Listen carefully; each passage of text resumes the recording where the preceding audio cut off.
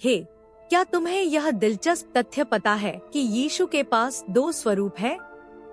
हाँ, यीशु मसीह, जो ईसाई धर्म के त्रित्व परमेश्वर में एक व्यक्तित्व है, जिन्होंने धरती पर मानव जन्म लिया, वो यीशु मसीह में दो स्वरूप बसते हैं। यह एक महत्वपूर्ण और आवश्यक सिद्धांत है। यदि आप इसका पालन नहीं करते हैं, तो आपको ईसाई नहीं कहा जा सकता, क्योंकि आप बाइबल में बताए गए यीशु से भिन्न यीशु का अनुसरण करते हैं। तो क्या यह सिद्धांत बाइबल की शिक्षा पर आधारित है या नहीं? आइए यूहन्ना का सुसमाचार अध्याय 1:1 पर नजर डालें। आरंभ में वचन था, और वचन ईश्वर के साथ था, और वचन ईश्वर था। इसलिए यह श्लोक स्पष्ट रूप से कहता है कि वचन ही ईश्वर है। आइए उसी अध्याय के श्लोक 14 को देखें। वचन देहधारी हुआ और उसने हमारे बीच अपना वास बनाया। हमने उसकी महिमा देखी है, एकमात्र पुत्र की महिमा, जो अनुग्रह और सच्चाई से परिपूर्ण होकर पिता से आया है। इस श्लोक में भी स्पष्ट कहा गया है कि जो वचन ईश्वर था, वही वचन देहधारी हो गया। यह मूलतः दो स्वरूप का सिद्धांत है। संक्षेप में कहें तो यीशु मसीह जो वचन है, वह भगवान है, जो मनुष्य के रूप में अवतरित है। इस प्रकार यीशु मसीह एक ही समय में ईश्वर और मनुष्य हैं। आइए इस महत्वपूर्ण सिद्धांत का समर्थन करने वाले कुछ अन्य वचनों को देखें। कुलुस्सियों अध्याय 2 श्लोक 9, क्योंकि उसमें ईश्वर की संपूर्ण परिपूर्णता सशरीर निवास करती है। फिलिप्पियों अध्याय 2 श्लोक 6 से 8, जिसने परमेश्वर का स्वरूप होते हुए भी परमेश्वर के साथ समानता को ग्रहण करने योग्य वस्तु न समझा, परंतु दास का रूप धारण करके उसकी समानता में जन्म लेकर अपने आप को खोखला कर दिया। पुरुष और मनुष्य के रूप में प्रकट होकर उसने यहाँ तक आज्ञाकारी होकर, यहाँ तक की मृत्यु, हाँ, क्रूस की मृत्यु तक भी आज्ञाकारी होकर अपने आप को नम्र किया। इब्रानियों अध्याय 1 श्लोक 3, वह परमेश्वर की महिमा की चमक और उसके स्वभाव की सटीक छाप है, और वह अपनी शक्ति के शब्द से ब्रह्मांड को कायम रखता है।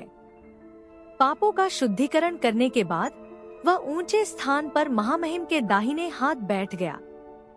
ये वचन दिखाते हैं कि मसीह ईश्वर और मनुष्य दोनों हैं, और उनमें दोनों स्वभावों के सभी गुण हैं। वह ईश्वर के समान शाश्वत, सर्वज्ञ, सर्वशक्तिमान और पवित्र है, और वह मनुष्य के समान सीमित, नश्वर और प्रलोभित भी है। वह ईश्वर और मनुष्य के बीच पूर्ण मध्यस्थ और पापियों का एकमात्र उद्धार करता है। मसीह को ईश्वर और मानवता के बीच पूर्ण मध्यस्थ बनने और मुक्ति के कार्य को पूरा करने के लिए दो प्रकृतियों की आवश्यकता थी। परमेश्वर के रूप में वह पिता की इच्छा को प्रकट कर सकता था, चमत्कार कर सकता था, और स्वयं को एक पापरहित बलिदान के रूप में प्रस्तुत कर सकता था। मनुष्य के रूप में वह अपने लोगों का प्रतिनिधित्व कर सकता था, कानून का पालन कर सकता था, और उनके स्थान पर कष्ट सह सकता था और मर सकता था। यह समझना महत्वपूर्ण है कि यीशु मसीह के भीतर मौजूद ये दो प्रकृतियां उनके व्यक्तित्व में एकजुट हैं। दो प्रकृतियां एक साथ नहीं मिलती हैं। वे यीशु को मानव यीशु और दिव्य यीशु में विभाजित नहीं करती हैं, बल्कि उनके व्यक्तित्व में आध्यात्मिक रूप से एकजुट होती हैं। कुछ वादे और भविष्यवाणियां जिन्हें मसीह ने अपने दो स्वभावों से पूरा किया। वह एक स्त्री से पैदा हुआ था जो इब्राहिम, इसहाक, याकूब, यहूदा और दाऊद का वंशज था, परमेश्वर द्वारा इन कुलपतियों से किए गए वादे के अनुसार। उसका जन्म बेथलेहम में एक कुंवारी से हुआ था, जैसा कि यशाया और मीका ने भविष्यवाणी की थी। उसे पवित्र आत्मा द्वारा अभिषिक्त किया गया था और उसने चमत्कार, चिन्ह और चमत्कार किए, जैसा यशाया और अन्य लोगों ने भविष्यवाणी की थी। वह पीड़ित सेवक था जो अपने लोगों के पापों के लिए मर गया, जैसा कि यशाया, डेविड और जकरिया ने भविष्यवाणी की थी। वह तीसरे दिन मृतकों में से जीवित हो उठा जैसा कि पवित्र शास्त्र में बताया गया है और उसके अपने शब्दों से इसकी पुष्टि की गई है। वह स्वर्ग पर चढ़ गया और परमेश्वर के दाहिने हाथ पर बैठ गया, जैसा कि दाऊद और दानिएल ने घोषित किया था।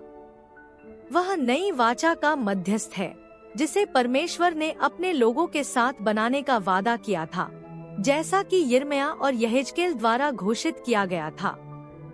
वह व्यवस्था और भविष्यद्वक्ताओं की पूर्ति है, जैसा कि उसने स्वयं पुष्टि की और जैसा कि प्रेरितों ने गवाही दी। यदि कोई कहता है कि ईसा मसीह ईश्वर नहीं बल्कि केवल मनुष्य है, तो वह गलत है। यदि कोई कहता है कि ईसा मसीह केवल ईश्वर है, मनुष्य नहीं, तो वह भी गलत है। बाइबल जो सिखाती है वह यह है कि यीशु मसीह एक ही समय में ईश्वर और मनुष्य है। हम आशा करते हैं कि आपको यीशु मसीह के दो स्वरूप के सिद्धांत पर आधारित यह वीडियो पसंद आएगा। इस वीडियो को बनाने से हमारी आशा यह है कि हमारे दर्शक गलत सिद्धांतों और तकनीकों से प्रभावित न हों। हम आशा करते हैं कि आपका दिन मंगलमय हो। सारी महिमा केवल ईश्वर की हो। जय मसीह।